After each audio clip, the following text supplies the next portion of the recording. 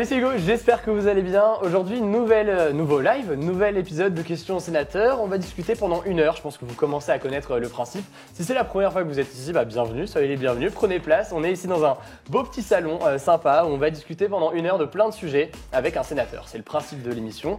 Vous avez le chat, vous voyez, il est derrière nous, il est aussi devant nous, il est un peu partout sur le plateau. Et donc aujourd'hui, on reçoit un nouveau sénateur. Cette fois-ci, c'est un sénateur, c'est pas une sénatrice, c'est monsieur David Assouline. Bonjour. Bonjour, Mais bonsoir. merci. Oui, bonsoir, ouais, il est 17h, on est à peu près entre les deux. Merci d'avoir accepté de venir dans ce petit salon. Vous êtes bien installé? Ouais, c'est vraiment avec plaisir. C'est si rare qu'on soit installé comme ça, tranquillement. En général, sur les plateaux télé, c'est que c'est pas trop le cas. Donc voilà, merci beaucoup d'être présent ici. Le principe, voilà, les gens disent bonsoir, vous voyez, bonsoir Captain Facom, Altmos, Pauline Etaille, Aude B63. On a les chats sous les yeux, on va prendre un maximum de vos questions. Je vais les relayer, je vais les prendre directement et vous les poser. Sachant que j'ai d'autres questions au départ pour un peu introduire des sujets d'actualité, mais aussi des sujets qui sont propres à vous.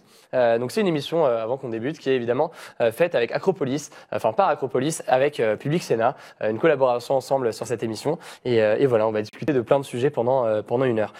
Peut-être déjà pour vous présenter, après vous me direz si vous voulez compléter, mais en quelques mots, vous êtes sénateur, logique, jusqu'ici tout va bien, depuis 2004, Oui. si je ne me trompe pas. Vous êtes aujourd'hui vice-président du Sénat et vous êtes aussi conseiller de Paris en parallèle. Peut-être qu'il y aura des questions sur la mairie de Paris, sur tout ça, ça peut venir aussi. Vous êtes sénateur, mais aussi, Bien sûr. aussi maire. On a vu Fabienne Keller qui était venue notamment, et elle avait parlé de Strasbourg pendant assez longtemps, donc ça peut venir aussi. Ah non, avec plaisir. Eh ben, on pourra totalement en parler. Et donc, vous êtes un cadre, on peut le dire, du Parti Socialiste depuis de nombreuses années. Et le Parti Socialiste a pas mal évolué ces dernières années.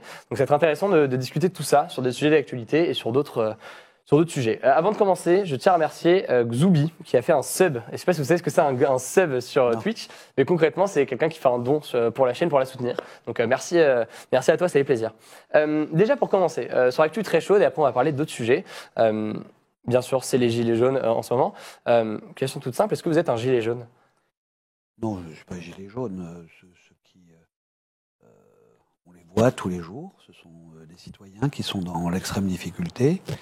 Et qui protestent. Moi, je vois que c'est un mouvement social dont les formes n'ont jamais été connues,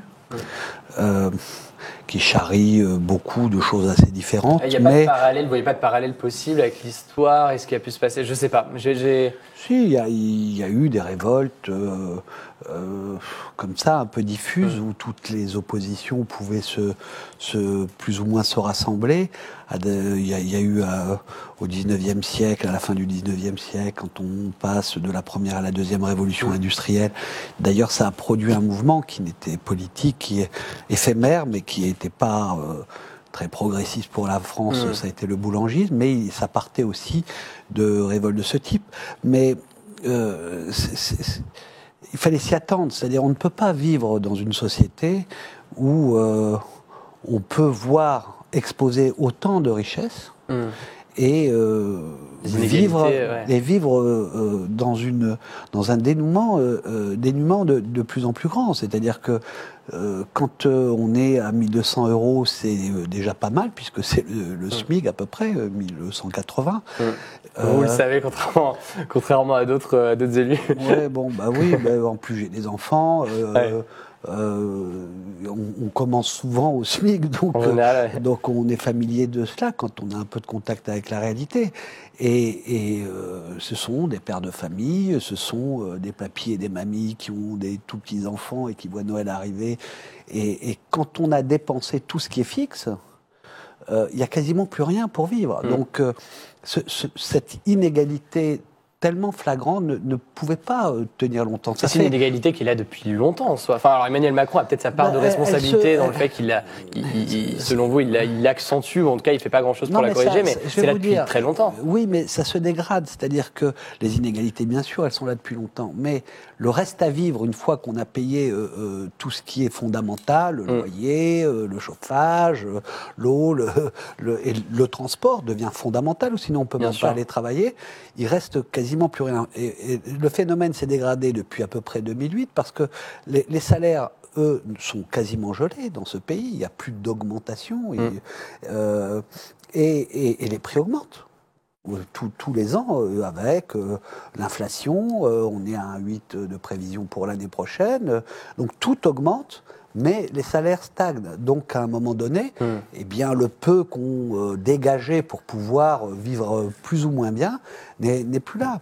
Et ça allait exploser, quoi. Et donc il y a quelque chose de positif dans le fait que les gens ne veulent plus subir ça, et en même temps, ça se fait d'une façon en dehors de tous les cas, dans un climat... Sans syndicat, sans parti, ils essaient de s'y greffer, mais c'est pas évident.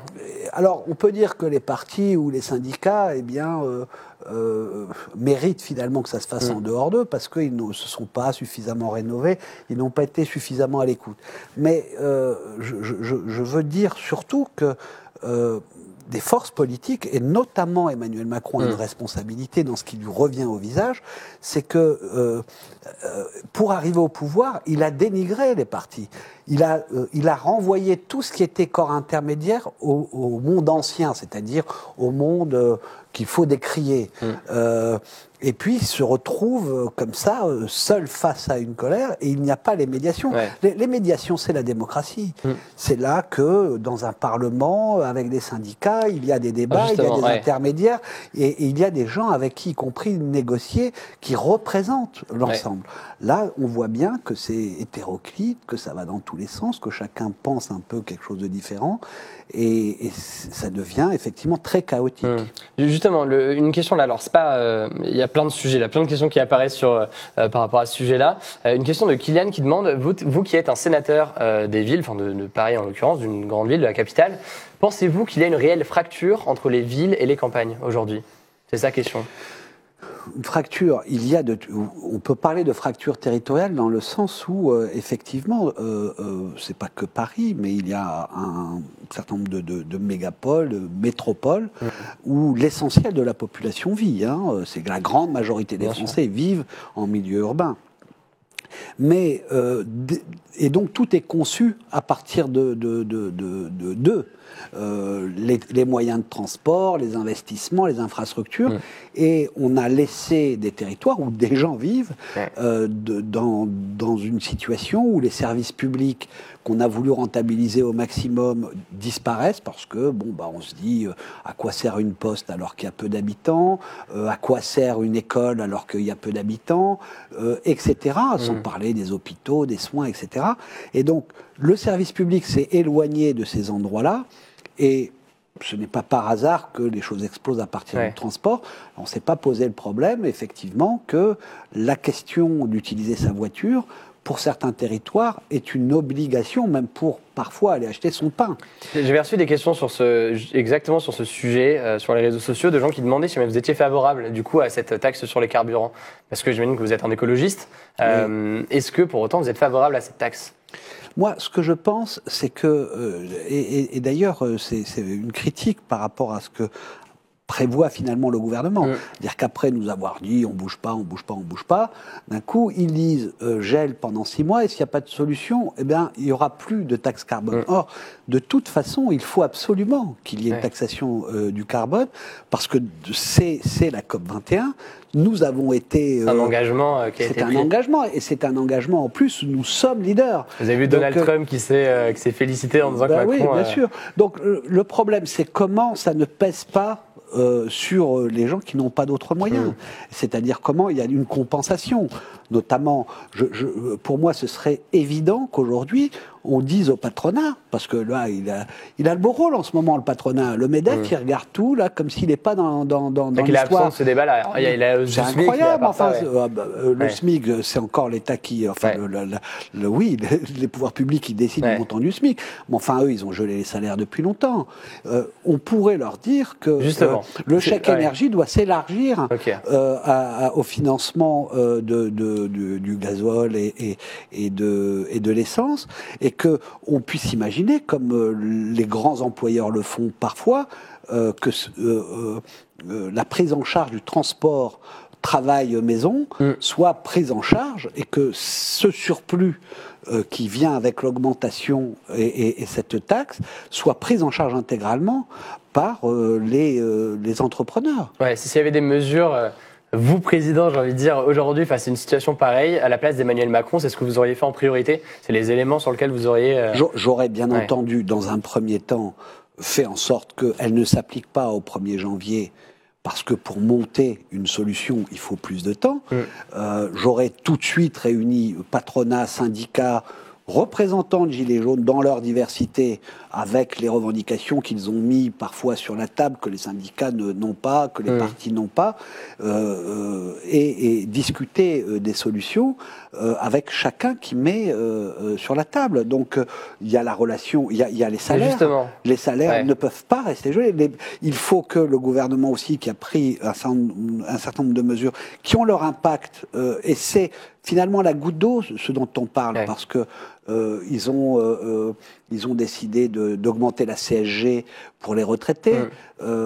À moins de 3 000 €, franchement, hein, les retraités ne sont pas des nantis sur qui il fallait chercher à faire des économies. Il y a le gel des pensions de retraite, il y a un gel quasi généralisé des salaires. Il y a beaucoup de mesures qui pourraient être faites. Bien entendu. Justement, il y a une question. Alors, pour ceux qui viennent de nous rejoindre, je vous explique, là, vous êtes de très très nombreux, là, déjà plus de 1200 à rejoindre, et ça fait que monter au fil des minutes. Je suis avec monsieur David Assouline, et pendant 1 heure, vous êtes sénateur, et vous pouvez poser toutes vos questions sur plein de sujets. Après, il y a d'autres sujets qui sont intéressants, sur lesquels vous travaillez. Là, on est un peu sur l'actualité, les gilets jaunes, etc. Et justement, on parlait à l'instant de dialogue avec les partis, les syndicats, tous ces mouvements-là. Il y a une question de CPPC qui demande, et je lis sa question, les gilets jaunes ne passent par aucun intermédiaire, justement, et ne veulent parler qu'au président, ressemblent beaucoup à des doléances. Nos institutions sont-elles capables de régler cette crise politique? Est-ce que la Ve République, comme ça, est faite pour répondre à une colère aussi... C'est justement la Ve République qui produit ça. C'est parce qu'on donne l'illusion qu'un seul homme, ayant tous les pouvoirs, il peut tout régler. Donc les gens, dans ce système, vont direct au président. Et d'ailleurs, c'est un peu monarchique de ce fait. Parce que le président lui-même a une attitude verticale, parce que les institutions lui permettent de penser, en tous les cas, et même, c'est pas seulement de penser, qu'il a quasiment tous les pouvoirs. Donc c'est l'inverse, presque. C'est ces institutions qui produisent ce type de rapport. Dans une république qui serait parlementaire, c'est-à-dire où la diversité d'une représentation du peuple, qui est fait de plusieurs courants d'idées, de plusieurs courants politiques, aurait la décision, toujours la décision, et l'exécutif serait soumis à la décision de ce Parlement et de sa pluralité. Alors oui, certainement, y compris ce qui montait, cette colère sourde qui montait de plus en plus, eh bien, serait parvenu au pouvoir pour qu'ils ne prennent pas une telle décision en pensant que ça allait passer comme ça. C'est-à-dire qu'on voit bien que maintenant, ils reculent en partie, mais c'est tard quand même. Est-ce que c'est un mouvement qu'on peut situer politiquement? Parce que certains disent que c'est un mouvement d'extrême gauche, d'autres d'extrême droite, certains disent qu'il n'y a pas de... Les mouvements sociaux, on ne peut pas les caractériser comme ça, mais il y a une contradiction. D'abord, moi, je suis arrivé à la politique par un mouvement social qui... forcément, déborde tous les partis, tous les syndicats. Ce sont des citoyens qui rentrent en action, qui ne sont pas encartés et qui prennent leur destin en main. Ça, c'est positif. Sauf que ça va toujours avec le fait qu'eux-mêmes se cherchent des représentants. Et à la non-démocratie qu'ils subissent parce qu'on ne les fait pas participer, ils installent une démocratie en leur sein. Ils élisent des représentants, ils définissent des plateformes pour que ces représentants puissent porter des doléances. Ils votent.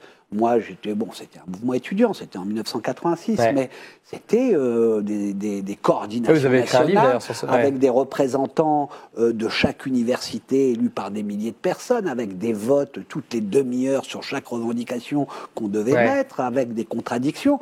Et donc, il y avait quelque chose de plus large que les représentations syndicales, qui en plus étaient minimes en milieu universitaire, mais quand même quelque chose qui était démocratique.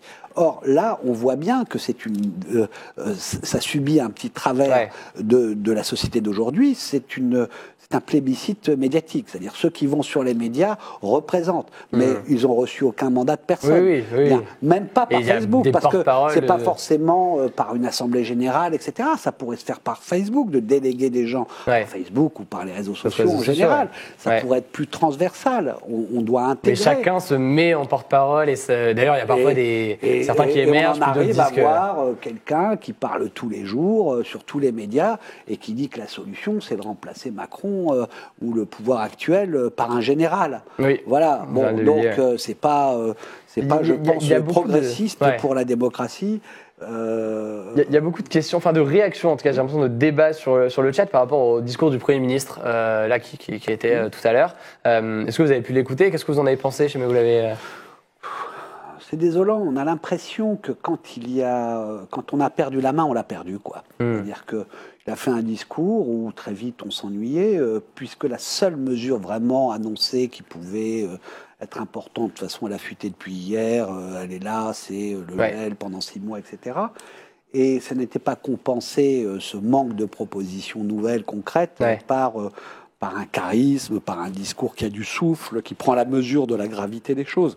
Et donc, je suis déçu et je pense que vraiment, on est dans une crise politique très très grave. Hein, parce que, comment vous savez, vous voulez comment ça peut, parce que certains parlent, alors, sans aller dans la fiction politique ou essayer d'imaginer ça, mais certains parlent vraiment d'insurrection, de quelque chose qui craigne samedi des violences encore plus importantes et quelque chose de plus... mais c'est à craindre. C'est quelque chose qui est possible. Parce qu'il n'y a pas de répondant politique suffisamment fort et d'un autre côté, le pouvoir a montré beaucoup de fébrilité. Et donc, quand un mouvement est fort, et qu'il voit que celui contre lequel il se bat est fébrile, est fragile, il continue, recule, ne sait pas où il va, etc., avec du retard, il veut renforcer. Mais ça, somme toute, c'est un mouvement social qui installe un rapport de force. Mais ce qui est très dangereux, c'est la violence qu'on a vue. Bien sûr. Et cette violence-là, elle est aveugle. Elle est aveugle. Et même pour le maintien de l'ordre, il y a toujours des interlocuteurs pour les pouvoirs publics, sur le terrain, en amont, mais aussi sur le terrain. Bien sûr. Là, on sait pas. Il n'y a pas de service d'ordre des Gilets jaunes. Il n'y a pas de... En tous les cas, moi, à ma place, en tous les cas, j'appelle vraiment les Gilets jaunes qui ont des revendications et qui, sincèrement, sont dans une lutte et veulent, y compris, aller plus loin en termes de rapport de force pour obtenir plus, à aussi agir en leur sein pour, je rappelle quand même pour expulser, pour mettre hors d'état de nuire tous ceux qui sont dans une violence qui peut conduire à des drames. Et personne n'a intérêt à cela aujourd'hui. Je rappelle quand même que vous avez été un leader du coup syndical à l'UNEF. On parlait des mouvements tout à l'heure, donc je sais que vous avez des questions là-dessus. C'est vrai qu'il y a des mouvements dans les lycées en ce moment qui sont assez importants. Je vois dans le chat, il n'y a pas encore eu de questions là-dessus, mais on peut peut-être en parler rapidement. Ça fera sûrement réagir. Qu'est-ce que vous en pensez de ces lycéens qui se mobilisent? Alors c'est pas l'UNEF parce que c'est un syndicat étudiant, mais il y a l'UNL notamment qui est un peu son petit frère ou sa petite sœur. Qu'est-ce que vous pensez de ces mouvements de lycéens dans près de 200 lycées Il y a toujours eu des mouvements de jeunesse, de lycéens, d'étudiants qui partent sur des revendications les concernant spécifiquement. On voit bien qu'il y a une difficulté d'avenir. Parcoursup n'a pas fait vraiment. La sélection à l'université, les moyens, il y a beaucoup il y a tout ce qu'ils vivent comme enfants de ceux qui manifestent. Aujourd'hui, des Gilets jaunes, il y a un manque de perspective, il y a un manque d'horizon, et aussi un manque d'idéal, de projection. Et c'est pas seulement la société, ce qu'elle leur offre. C'est que, je pense souvent ça quand je pense à mes enfants, c'est-à-dire que c'est l'avenir même de la planète et du monde qui est menacé dans cette histoire. Et donc, ce sont des révoltes de ce type, elles partent de revendications concrètes, mais quand ça prend, quand ça devient massif, c'est qu'il y a un malaise beaucoup plus général. Une question de Gnou là qui dit, question douloureuse, la crise va-t-elle se propager à l'Europe ? C'est un truc qui peut devenir, je sais pas, mai 68, ça avait été ça, c'était assez international comme mouvement. Est-ce que ça, les comparaisons sont oui, le parallèle est peut-être pas le meilleur, mais est-ce qu'on peut imaginer qu'on est dans un mouvement comme ça qui se... Mais c'est un mouvement qui a déjà commencé en Europe d'une certaine façon. Il y a eu la Grèce qui, à un moment donné, explosé là-dessus. L'Espagne, l'Italie, le Portugal. La crise notamment. Et il y a en Europe de l'Est. Mais malheureusement, le fond de sauce idéologique qui est triomphant en Europe, c'est que les débouchés politiques deviennent populistes, nationalistes, de repli sur soi, et c'est plutôt l'extrême droite qui progresse. Ouais. Même quand elle prend, en Italie, le mouvement 5 étoiles apparaissait comme ça, hein, comme un mouvement attrape-tout, de révolte contre les institutions, contre le système, etc. Finalement, on a vu que ces gens, des fois qu'on qualifiait de gauchistes, se sont alliés avec l'extrême droite, et ils gouvernent aujourd'hui. Donc je suis très inquiet, c'est-à-dire qu'il faut absolument accompagner ce combat contre les inégalités, c'est l'identité de la gauche, mais la gauche doit absolument brandir ses valeurs comme solution. Ce sont des valeurs d'égalité, de liberté, de fraternité, d'internationalisme, et pas de repli, d'exclusion, de solutions autoritaires, d'approfondissement de la démocratie. La leçon qui est donnée, c'est effectivement considérer que ces institutions doivent être modifiées. Il ne peut plus y avoir un tel verticalisme, mais pas en supprimant ou en contestant ce que doivent être les parlementaires, au contraire. Et je sens que certains, au contraire, veulent alimenter l'antiparlementarisme. Oui, il y a des suppressions. Parce qu'il y a besoin de représentants. Voilà, on doit travailler de façon beaucoup plus en lien avec la population et considérer que ça ne suffit plus pour les gens de mettre un bulletin dans l'urne pour exercer leur pouvoir démocratique. Il faut, entre deux élections, qu'il y ait des moments où ils sont consultés ou plutôt associés beaucoup plus à la mise en œuvre des décisions. Vous parlez de mouvements d'extrême droite, d'extrême gauche, on parle depuis quelques minutes déjà de ces sujets-là. Une question de Nibal que je vais lire telle qu'elle. Vous avez commencé à l'extrême gauche. Comprenez-vous qu'on mette toujours dos à dos l'extrême droite et l'extrême gauche ? Alors, pas toujours, mais certains le mettent dans le même paquet, en quelque sorte. Dans le même panier, c'est mieux. Je le comprends.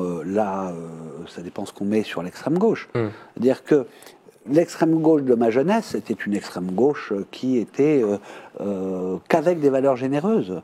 On pensait qu'il fallait changer de système et pas seulement le réformer, ce qui nous distinguait du reste de la gauche. Mais c'était pas concevable de voir des militants d'extrême gauche et des militants d'extrême droite ensemble dans la rue. Donc le problème, c'est qu'il y a une certaine extrême gauche aujourd'hui oublie ses valeurs. C'est quelle partie de la gauche? C'est l'extrême gauche, l'extrême gauche, c'est la France insoumise. Il y en a qui considèrent que l'essentiel est de péter le système. Donc avec qui on s'en fout, on verra après. Or, je considère que le contenu avec lequel on veut changer le système est fondamental. Et donc, ça ne peut pas se faire contre la République, contre ses institutions qui garantissent déjà ses valeurs. Parce que ce qu'on oublie, c'est que ce sont les mêmes gens dans une certaine misère sociale qui ont bâti cette République. C'est leur lutte qui ont fait qu'il y a aujourd'hui un certain nombre de droits sociaux, mais qu'il y a aussi une démocratie parlementaire. Ça vient du peuple, ça vient des gens les plus modestes. Les autres n'avaient pas besoin de ça. Je ne parle même pas de la monarchie, de la royauté, tout. Mais après, ceux qui ont combattu pour défendre la République et le Parlement, 1848, 1871, 1936, contre justement les tentatives putschistes en 1934, ce sont toujours les ouvriers, les travailleurs, les gens humbles. Donc l'extrême droite, elle fait une démagogie au nom des humbles pour détruire la République, pour détruire ses valeurs et pour détruire un système démocratique. Et c'est ça toute la différence. C'est pour ça qu'il ne faut pas laisser passer quand des soi-disant gilets jaunes vont dans un camion chercher des réfugiés pour les donner aux gendarmes. Je vois bien quelle est leur connotation politique et le danger qu'il y a derrière, et ça doit être dénoncé. Alors sur les partis, on continue, parce que là, il y a eu plein de questions entre-temps sur les partis politiques, sur la gauche notamment, sur le Parti Socialiste. J'ai 1, 2, 3, 4 questions. On va essayer de toutes les poser, parce qu'après on va passer à d'autres sujets aussi qui vous intéressent particulièrement. Peut-être déjà, alors question très simple, mais de JL Joulot qui demande quel avenir pour le PS selon vous? Écoutez, le problème n'est pas en soi l'avenir du PS. Le PS c'est un outil pour une société meilleure, et c'est comme qui s'installe à Ivry d'ailleurs. On est à Ivry en ce moment même, donc c'est pas très loin. Et c'est comme cela que je le conçois. Ouais. Donc c'est l'avenir de la gauche démocratique qui est en question. Le Parti socialiste a été quasiment à lui seul cette gauche démocratique parce qu'il a occupé un espace important, majoritaire. Ouais. Il n'a plus du tout cette place dans l'échiquier politique. Il a été très affaibli, et de sa faute, mais aussi parce que la situation, le macronisme a été une illusion, a illusionné énormément de nos électeurs qui s'en mordent les doigts aujourd'hui. Mais ça nous a atteints, et aujourd'hui, il faut que le Parti socialiste joue son avenir dans la reconstruction d'une force de gauche démocratique en se mettant en jeu. Le problème n'est pas la boutique PS qui devrait se reconstruire et passer de 6 à 8, à 10, à 12 et tout. Il faut un big bang de refondation où le Parti socialiste, avec tous les gens de gauche démocratique, qu'elles soient associatifs, que ce soit des clubs, que ce soit des autres courants politiques, démocrates, écologistes, se rassemblent et créent une nouvelle... Enfin, Macron, parce que moi je me souviens, je suis étudiant en parallèle, et c'était drôle parce qu'un an avant l'élection, j'ai eu un professeur qui nous disait en cours, aujourd'hui on a deux partis évidemment, les Républicains, le Parti Socialiste, deux grands partis, c'est un peu l'un puis l'autre depuis des années, et ça va continuer comme ça, et on va même avoir une concentration de plus en plus importante des deux. Et puis il y a eu Macron, et tout a un peu éclaté. Et maintenant, on se demande quelle place même les Républicains sont en difficulté aujourd'hui. Et ça vous force, du coup, j'imagine, à vous refonder et à reformer la gauche. Oui, je pense que l'illusion du ni gauche ni droite ou du et gauche et droite a opéré à un moment donné où les partis eux-mêmes et de droite et de gauche avaient gouverné et avaient déçu ou n'avaient pas réglé les problèmes fondamentaux des Français. Il y a eu cette illusion que c'était une question de compétence, qu'on allait prendre les meilleurs, entre guillemets, de la gauche et de la droite. Et il y a eu cette illusion. Bon, elle n'a pas duré longtemps, vous vous rendez compte. C'est-à-dire que il y a eu l'illusion aussi qu'on pouvait gagner sans parti quasiment, ancré avec une histoire, l'élection présidentielle. Ça a marché. C'était possible avec le système médiatique, avec le côté présidentiel de l'élection. C'est un homme qu'on élit et pas des milliers sur tout le territoire. Tout ça a pu fonctionner. Mais pour diriger la République, il faut avoir des équipes. Il faut avoir un ancrage, il faut avoir une solidité qui est aussi liée à l'histoire. On voit bien. Il y en a qui disent oui, mais il va être obligé de changer Édouard Philippe. Mais avec qui ? Qui va mettre des poids lourds sont partis déjà, Gérard Collomb, Nicolas Hulot, il n'y a rien en réserve. Et donc c'est un vrai sujet, et le clivage gauche-droite réapparaît.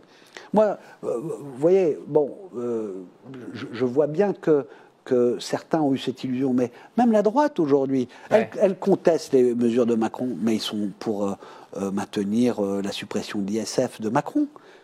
Ça existe, le clivage gauche-droite. Ouais. Ça a encore du sens. Ce que j'ai demandé, et je l'ai vu passer. Moi, je soutiens ce mouvement dans sa revendication contre les inégalités, pas contre l'État et les taxes, qui est un thème de la droite. Ouais.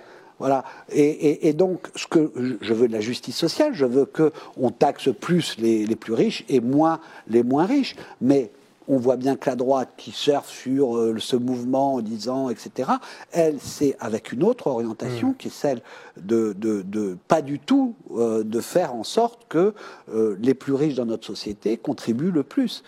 C'est pas leur truc. Ouais. On va continuer à parler de ça. Ouais. Et je proclame. Ouais. Oui. Je rappelle juste pour ceux qui nous rejoignent, parce que vous êtes de plus en plus nombreux, là vous êtes plus de 1500 et ça fait que monter. Il me semble qu'on est sur la page d'accueil de Twitch, qui est la plateforme sur laquelle on diffuse tout ça. Donc merci à tous ceux qui nous rejoignent. Pour ceux qui ne savent pas, on est environ à la moitié de l'émission. Là, vous voyez, ça passe relativement vite. Très vite. Ouais. Ça passe. C'est pour ça qu'on va essayer de faire d'autres sujets aussi, mais c'est intéressant d'avoir cette discussion sur les mouvements politiques. Je suis avec Monsieur David Assouline, qui est sénateur PS au Parti socialiste, et en fait on parle de plein de sujets et on prend vos questions et je les pose. Et ça, il y a beaucoup de réactions dans le chat. J'ai noté toutes les questions. Il y a heureusement des modérateurs en fait qui prennent les questions et m'aident à les sélectionner. Donc on les voit apparaître, on les lit, j'en prends le plus possible. Si on continue d'ailleurs sur le PS du coup là-dessus, parce que j'ai plein de questions, on va essayer d'en poser le plus possible.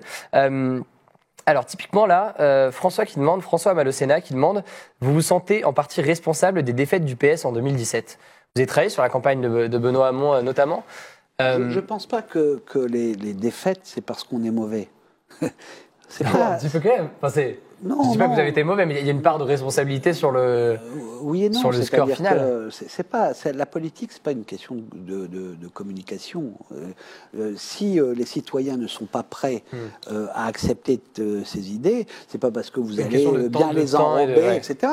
Bon, on ne peut pas rattraper le fait que ce courant politique avait beaucoup déçu avec le quinquennat, malgré, de façon injuste. On peut toujours dire c'est de façon injuste parce qu'on a fait plein de choses et on voit à quel point c'était mieux que ce que fait Macron, mais à tous les niveaux, même le style et tout ça qu'on a critiqué, franchement, c'était un peu plus solide d'avoir comme ministre de l'Intérieur un Bernard Cazeneuve que ce qu'on a aujourd'hui comme amateurisme et comme fébrilité.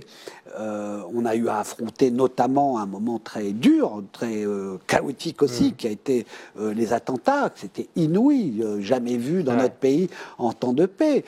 Chaque président dit ça. Sarkozy dit moi c'était la crise. Et donc comment franchement là je parle de quelque chose de concret qui est voilà des morts civils. Bien sûr. C'était un moment où tous les dangers pouvaient nous guetter. Il pouvait y avoir un sentiment de revanche, de s'attaquer à tous les musulmans parce que c'était des islamistes qui avaient attaqué. Notre société aurait pu se fracturer. Bon, mais passons là-dessus. La question concrète, c'est est-ce qu'on se sent toujours responsable ? Moi, ça fait maintenant 40 ans presque que je suis engagé politiquement.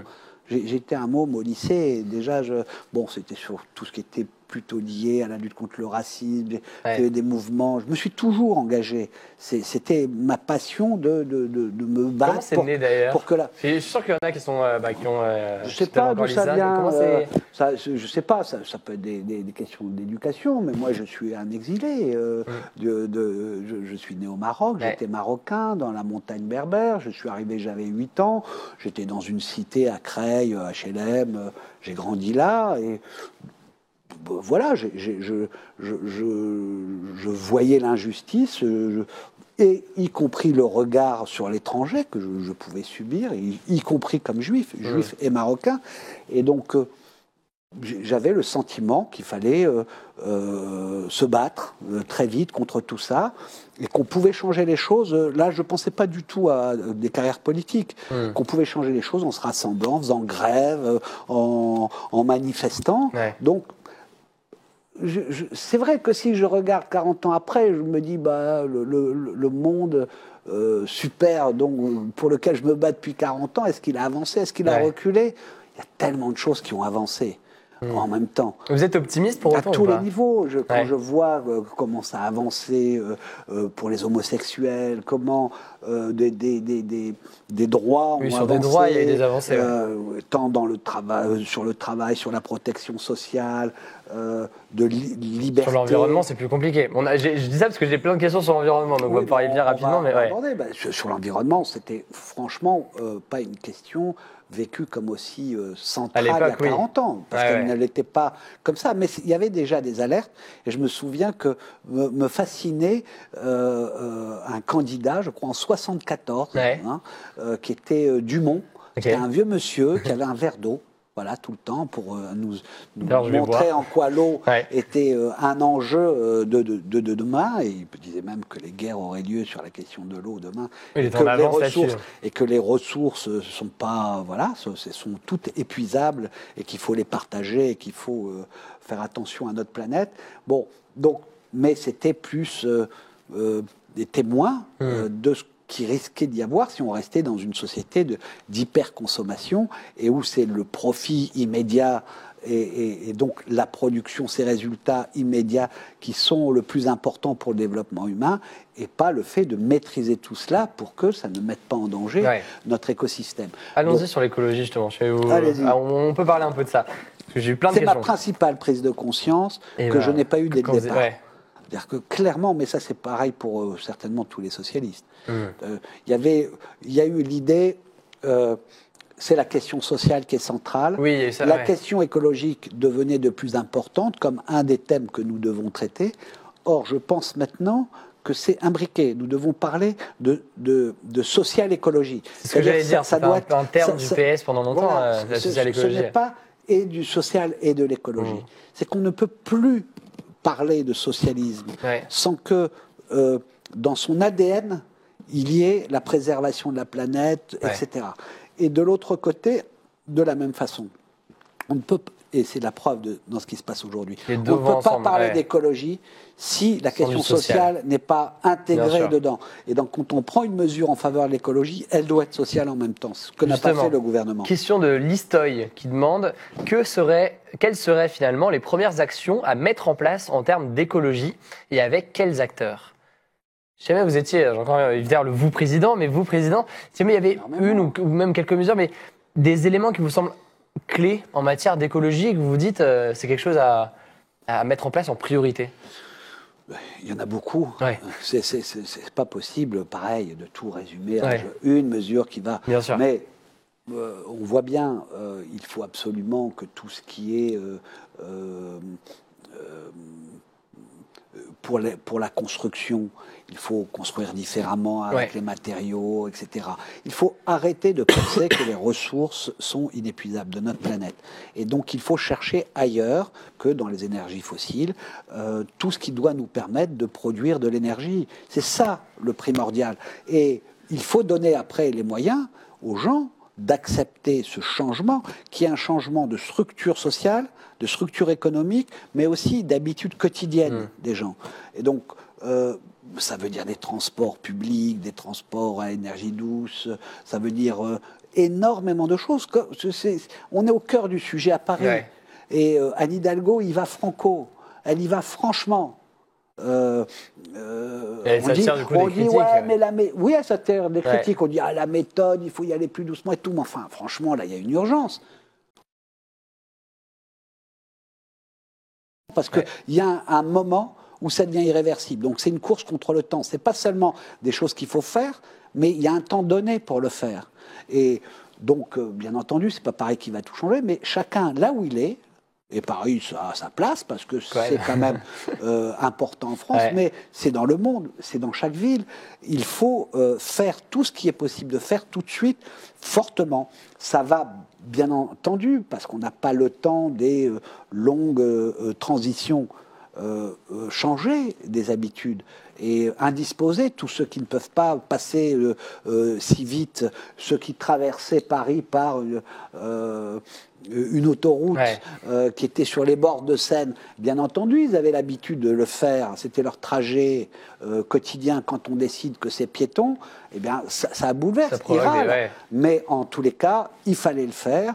Et les politiques, on les élit pour ça, pas pour seulement tout le temps ne rien faire, parler et surfer sur toutes les démagogies. À un moment donné, même si on perd une élection à cause d'une décision, mais que 10 ans après, on se rend compte qu'heureusement ça a été fait, eh bien l'homme ou la femme politique qui a fait doit se sentir bien. Voilà, se regarder dans une glace.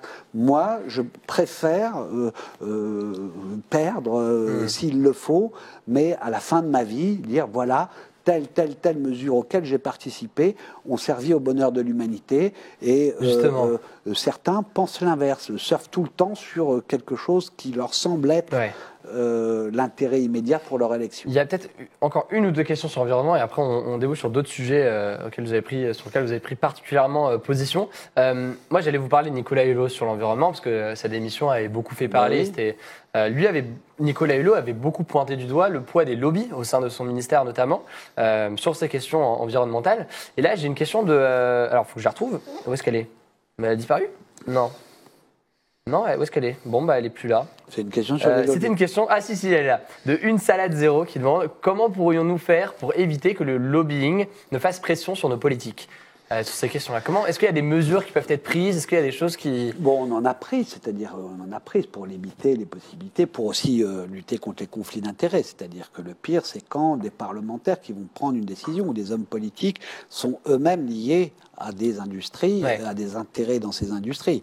Ça, c'est puni par la loi. Enfin, bon, le problème, c'est que des fois, c'est pernicieux et donc il faut qu'il y ait un contrôle, une transparence qui permette de le voir. Mais ça dépend ce qu'on appelle par lobbying. C'est pas la même chose que des associations viennent me voir comme parlementaire, des associations justement écologistes, mais qui n'ont pas les mêmes moyens en fait. Qui viennent me voir pour me sensibiliser sur telle loi, pour faire telle chose en faveur de l'environnement. C'est pas un gros mot, lobby en tant que tel, c'est quelque chose qui est là dans la vie politique. Que des gens défendent des causes et qu'ils aillent voir les politiques. On a toujours eu ça avec les syndicats, etc. Moi, les associations de défense des droits de l'homme, de protection des populations immigrées, etc., constamment, j'ai travaillé avec elles parce que ce sont des causes que je défends. Mais le problème, c'est pas cela, c'est de l'autre côté. Non, c'est l'industrie, ça c'est autre chose. C'est des intérêts industriels qui ont des puissants moyens. Le dernier lobbying incroyable qu'il y a eu au moment du débat européen sur les GAFA et la taxation et les droits d'auteur, notamment. On va en parler, On a vu comment Google s'est déchaîné et les moyens qu'ils ont. C'est-à-dire, on s'est rendu compte... Avec YouTube, non, mais même du point de vue... Ils ont des puissances financières qui sont plus importantes que des États comme la France. C'est incroyable, on n'est plus dans la pression. Et on a vu des millions de mails, voire même sur Snapchat, sur Instagram, sur des messageries dites privées, des coups de fil personnalisés à chaque député pour faire pression, pour raconter souvent des bobards. Et ce lobbying-là est absolument inacceptable. Justement, mais parlons-en du coup de l'article 13. Je ne sais pas si tout le monde sur le chat est au courant de ce que c'est. On va essayer d'expliquer. C'est un article qui est dans une directive. Vous me dites, mais je suis à côté de la blague. Qui vise à protéger les droits d'auteur, et donc les ayants droit et leurs droits respectifs. Et donc vise à demander aux plateformes de faire plus attention en fait au contenu qui est publié et donc de passer des accords potentiellement entre les plateformes et les ayants droit ou alors de filtrer si jamais il n'y a pas ces accords-là sur les contenus pour vérifier que les droits d'auteur sont respectés. J'espère que j'ai été clair. Je fais une vidéo sur ma chaîne demain qui est prévue demain, vous n'avez toujours pas compris. Qu'est-ce que vous en pensez de l'article 13? Vous y êtes favorable? Mais bien sûr, c'est-à-dire qu'il faut... Bien sûr, je suis favorable. Pourquoi? Parce que la création, toute la création artistique, mais aussi la création, la production intellectuelle, y compris les jeux vidéo, il y a des gens qui travaillent pour produire quelque chose, pour montrer avoir quelque chose, ce soit la musique, le cinéma, aussi, etc. Bon, ils ne travaillent pas gratuitement. Forcément, ça a un coût. Et penser que on vit d'amour et d'eau fraîche parce qu'on est artiste ou créateur, c'est un leurre. Et d'ailleurs, ils peuvent être indépendants, créer librement, sans aucune tutelle, parce qu'ils ont une rémunération. Si ils devaient être pour pouvoir vivre de leur création, être sous la coupe de gens qui les rémunèrent, ça tuerait toute la liberté et le pluralisme de la création. Donc, c'est très important de pouvoir vivre de cela. À partir du moment où des plateformes pillent, entre guillemets, pillent au sens où elles prennent des contenus qu'elles diffusent, mais elles ne contribuent pas à la rémunération de ceux qui ont créé ou produit. Il y a le créateur et le producteur qui, les deux, travaillent pour montrer à voir. Eh bien, c'est pas possible. Et si on prend de l'autre côté, ça tue la création. Donc, tout simplement, il est aujourd'hui il y a les systèmes qui existent, sur le streaming ça existe, mais les radios, c'était comme ça. Les radios diffusaient de la musique, mais pouvaient, de façon, par une licence globale, on va dire, d'une certaine façon, et par un mode de rémunération, eh bien, reverser aux musiciens, aux chanteurs, etc. Mais nous, je pense que ce qui a fait que des youtubeurs se sont mobilisés, c'est qu'ils se sentent menacés, en fait, par cette loi. Ils se disent, alors YouTube a dit qu'ils allaient potentiellement fermer si jamais ça allait passer. Est-ce que c'est vrai ou non, je ne sais pas. Mais eux se sont dit, si jamais du coup j'ai pas le droit même d'utiliser un extrait de film ou un extrait de musique, ma vidéo va devoir fermer, je pourrai plus gagner de l'argent et je vais devoir mettre la clé sous la porte. Non, mais non, c'est pas. C'est fantaisiste pour vous comme. Non, c'est pas les petits youtubeurs qui sont en question. Il s'agit de passer des accords avec les plateformes. Bon. Si un youtubeur prend un film, je fais un film par exemple, ils prennent mon film, ils le mettent sans me demander quoi que ce soit, parce que je peux aussi décider de le mettre librement, dire on me le demande, je dis bah allez-y et je veux rien. Le modèle économique est peut-être à revoir, mais ça peut se faire. Ça peut être une création. Moi j'ai fait un film documentaire il y a très longtemps, ça me gênerait pas, j'y pense. Pourquoi pas parce que j'ai vu dernièrement qu'il y avait en 2 morceaux sur, je crois, Dailymotion, ce film mal phagocyté, il a été filmé, je pense, sur la télé. D'accord. Et je ne veux aucune rémunération de la chose, mais je veux que ce soit plus correct, on va dire. Mais ça, c'est moi. Mais il y en a qui en vivent, et c'est pas possible de les piller. Mais que YouTube essaye de faire peur aux youtubeurs, c'est de bonne guerre de leur part, mais c'est eux qui sont menacés, pas les millions de youtubeurs. Et c'est pour cela d'ailleurs qu'ils se démènent, parce que ils en ont pas grand-chose à foutre de l'intérêt des petits youtubeurs. C'est pas trop leur sujet. Il y a des gros youtubeurs aussi d'ailleurs. Mais alors, il y a des questions. Alors, ça réagit beaucoup, des gens qui sont d'accord avec vous, d'autres qui sont pas d'accord avec vous. Une question peut-être sur les droits d'auteur pour que tout le monde comprenne, parce que WAP demande, de toute façon, quand une radio passe une chanson, elle fait aussi de la pub pour elle, non? Quelqu'un qui se demande pourquoi est-ce qu'une radio devrait payer un artiste pour diffuser sa musique. C'est une question qui vient, donc je ne sais pas ce que vous en pensez. Mais parce que c'est son moyen de vivre. Ouais. Les droits qu'il a sur si tu ne peux pas l'écouter à la radio, tu vas acheter le disque. Et quand tu vas acheter le disque, c'était à l'époque. Ou alors, maintenant, télécharger et payer sur telle ou telle plateforme de diffusion de musique. Donc, c'est sa seule rémunération. Bon, il y a les concerts, c'est assez peu rentable. D'ailleurs, il y a beaucoup maintenant autour des concerts pour les rendre rentables, du merchandising, etc. Mais donc, c'est la façon de rémunérer. Mais il n'y a pas que la musique. Il y a effectivement le film, le cinéma. Ça coûte très cher de faire un film. Et la façon d'être rémunéré, c'est de faire que ceux qui le regardent donnent quelque chose. Alors là où je suis d'accord, c'est qu'il y a un moment où les vendeurs de musique, par exemple, on va dire au début des années 2000, faisaient payer très cher la musique. Ah oui, il y avait une sorte de... Donc, ça allait trop loin. Le CD, il était à 15 €. Donc les jeunes pouvaient avoir accès gratuitement par le piratage à de la musique gratuite. Et d'un coup, on leur dit, vous n'avez pas le droit. Donc, s'ils avaient, dès le début du développement d'Internet, fait en sorte qu'on puisse télécharger à très bas coût, même le coût d'aujourd'hui, qui est 99 centimes, mais à l'époque, moi, à mon époque, on m'aurait dit ça, quand moi j'étais jeune, j'aurais trouvé ça génial. Nous, on achetait les disques. Et Spotify, aujourd'hui, c'est encore mieux. Spotify, Deezer... Bien sûr, mais ils ont attendu d'être menacés pour se démocratiser et donner une offre commerciale. L'offre commerciale peut être de très bon marché, mais il faut considérer qu'il n'y a pas de raison de ne pas payer. On paye tout. Les youtubeurs comme les autres veulent avoir une rémunération pour pouvoir vivre, créer, faire les choses. Et il faut considérer que tout le monde doit s'y retrouver et que les grosses plateformes cessent de se faire un pognon de dingue, comme dirait le président,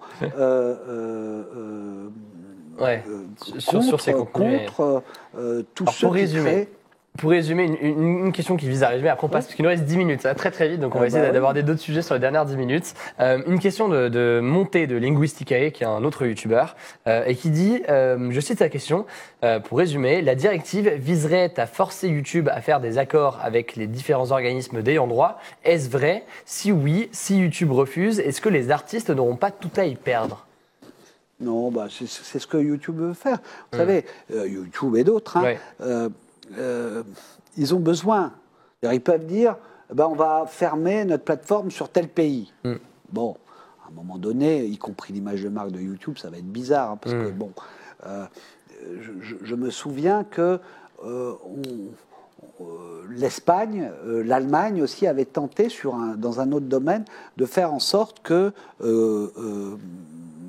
Google puisse rémunérer d'une certaine façon les contenus d'information qu'ils mettaient sur leur site, parce que le problème est le même pour les journaux d'information. Ils payent des journalistes professionnels pour travailler, produire de l'information. Il y en a qui le pillent et qui ne payent rien en bout de chaîne. Des droits voisins. Donc l'Espagne et l'Allemagne avaient tenté.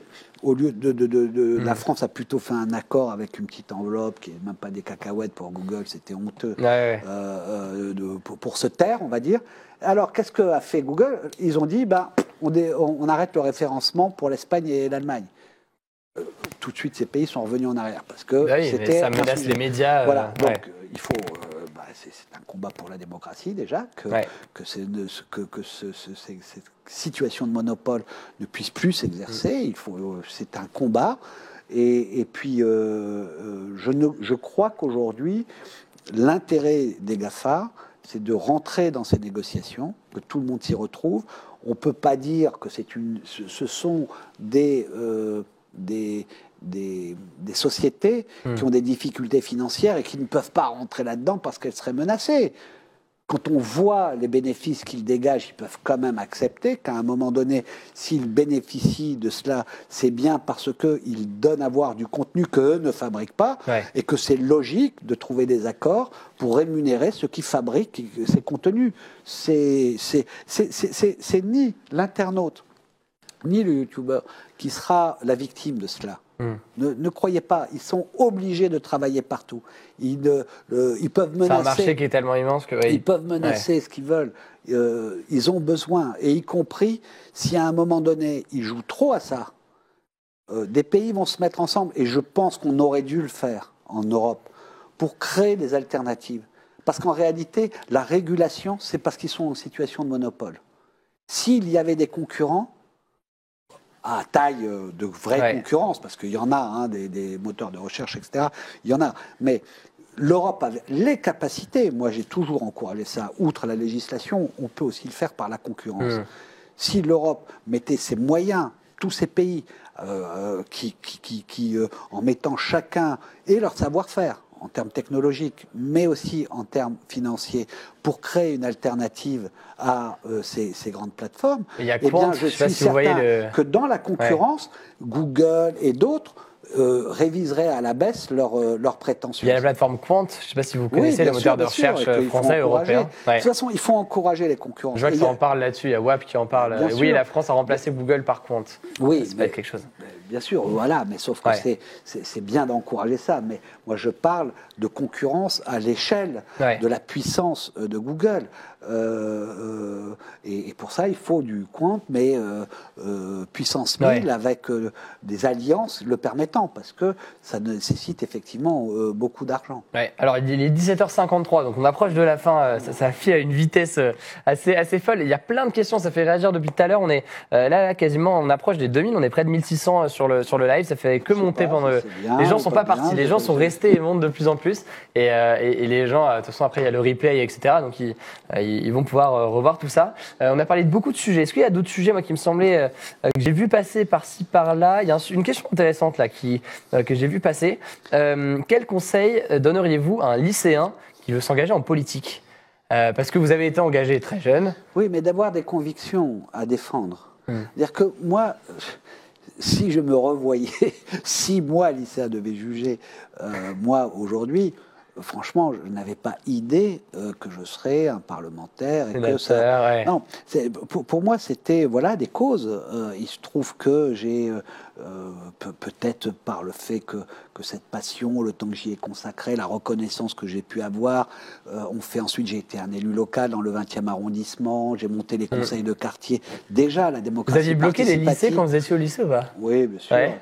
Mais occupé. À l'université aussi. Malheureusement, c'est pas un exemple pour mes enfants, mais j'avais été exclu de mon lycée. Suite à ça, j'ai passé mon bac en candidat libre. D'accord. Donc voilà, il faut pas suivre mon chemin. Non, mais c'est drôle. En tous les cas, ce que je veux dire, c'est que après j'ai été prof pendant 17 ans.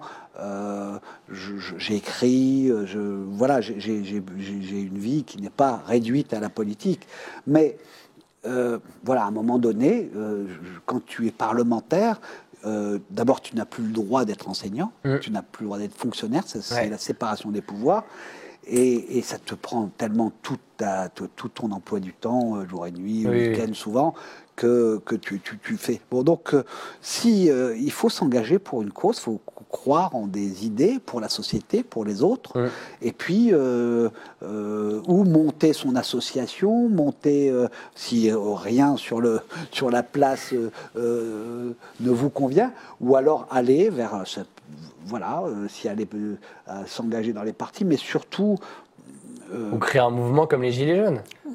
Faut trouver un nom, mais c'est intéressant de voir à quel point les mouvements sont spontanés aujourd'hui. Un parti politique, c'est pas seulement un mouvement sur un truc.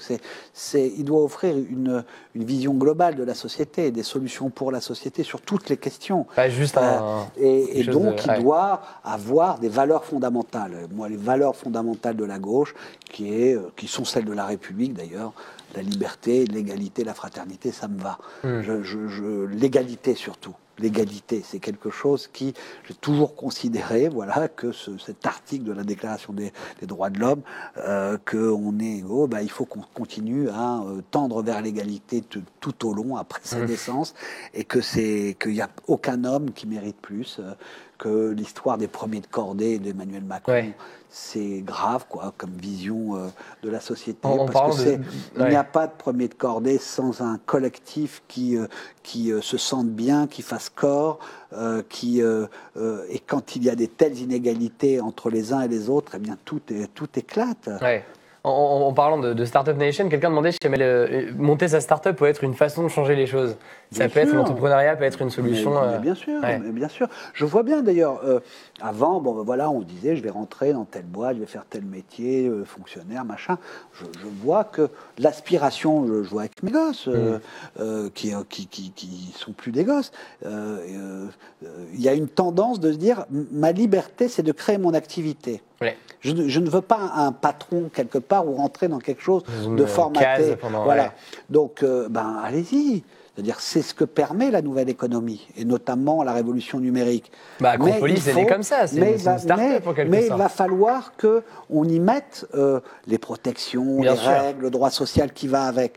Parce que sinon, ça donne n'importe quoi. Parce que sur ces belles idées, certaines viennent se greffer, toujours pour faire du pognon, que ce soit l'ubérisation, etc. On connaît. Donc, il y a un monde qu'on est en train d'inventer, des nouvelles règles par rapport à un monde du travail qui a bougé, et il faut le regarder en face. Et les politiques ont besoin d'être régénérés par la génération qui vit ça au quotidien. Et c'est tellement loin du monde que la classe politique aujourd'hui a vécu, parce que, ça a été très vite, en même pas 10 ans. Et moi, quand je suis arrivé, quand au Sénat, j'avais un ordinateur, j'étais regardé comme un drôle de gars. Ils étaient à la machine à écrire. Peut-être que nous, là, quand je suis arrivé avec le premier iPad, je me souviens, dès qu'il est sorti, je l'avais. J'ai vu que vous avez une Apple Watch avec vous. On me regardait aussi. Maintenant, il n'y a pas un sénateur, même très âgé, qui n'a pas son iPad en commission, partout. Et ça devient d'ailleurs un problème inverse, c'est que les gens, maintenant, même au restaurant, ils ne se regardent pas, ils sont sur leur iPhone. Donc, Écoutez, je ne sais pas si nous, aujourd'hui, on a ubérisé la politique avec cette émission. En tout cas, c'était un plaisir de discuter avec vous pendant 1 heure. Il y a eu beaucoup de questions, ça a réagi tout le temps. Bokanovski qui dit excellente émission, merci. Ça continue à réagir. Quelqu'un qui demande c'est quoi un sénateur, on aurait peut-être dû commencer par ça. Oui, pour la prochaine fois. Bon, vous invitez des sénateurs, donc ils vont le au fur et à mesure. Mais un sénateur, c'est un parlementaire. Ouais. Voilà, il fait la loi exactement comme un député. La seule différence, c'est qu'un député, si on est en conflit, les deux chambres, il aura le dernier mot, le député. Mais le Sénat est là pour jouer son rôle et aussi de contre-pouvoir. Et puis nous, on travaille beaucoup plus sur le fond parce qu'on a plus de recul, moins dans la posture immédiate aussi. Regardez, les gens sont contents. La petite sardine qui dit merci beaucoup comme d'habitude, merci pour l'émission, merci d'être venu monsieur le sénateur. Des bisous à Soulier, les gens prennent des avances sur les messages.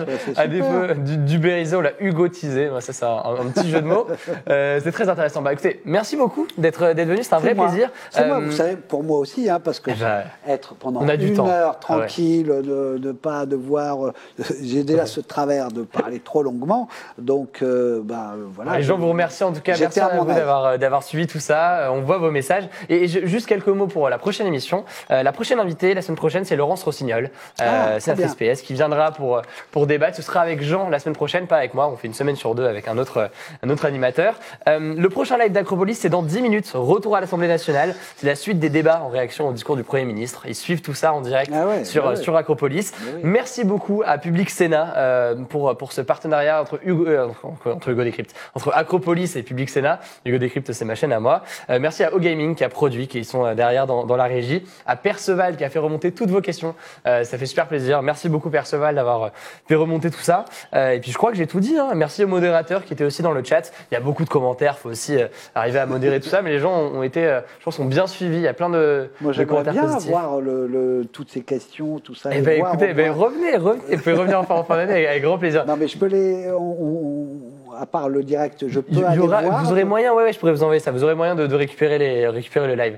Voilà. Super. Merci beaucoup. Merci à tous. Salut, à bientôt. Merci.